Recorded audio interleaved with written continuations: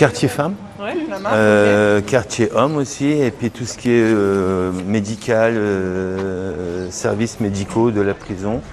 Puisqu'on a les hommes, puisqu'on a les personnes vulnérables, puisqu'on a différents quartiers.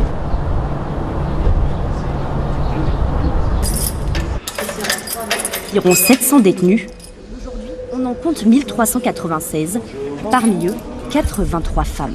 70 ans, je sais pas pourquoi. Bonjour mesdames, excusez-moi de vous déranger, je suis le député de la Circo et je voulais vous rencontrer, les personnes qui sont en détention.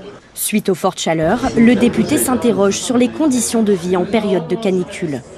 Pour la canicule, c'est un peu compliqué parce qu'en sachant qu'on est 3 dans une cellule, on a un ventilateur, donc c'est vraiment compliqué. Après les activités, il n'y en a pas trop l'été.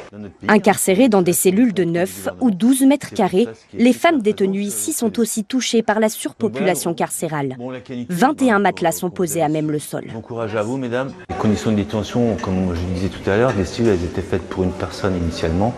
Là, elles vivent à 3, donc forcément les conditions de détention sont dégradées et les conditions de travail aussi sont dégradées. Du côté des hommes, la qualité de vie dans la prison est également jugée indigne.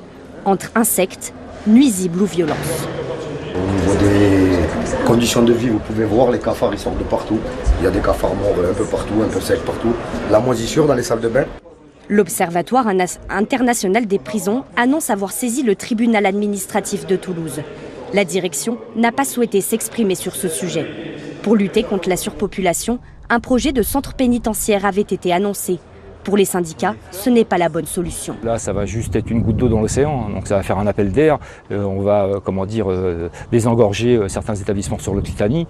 Au-delà de ça, on va faire que remplir le nouvel établissement et on se retrouvera dans la même situation qu'on a connue sur Seyss ou dans d'autres établissements au niveau de l'Occitanie.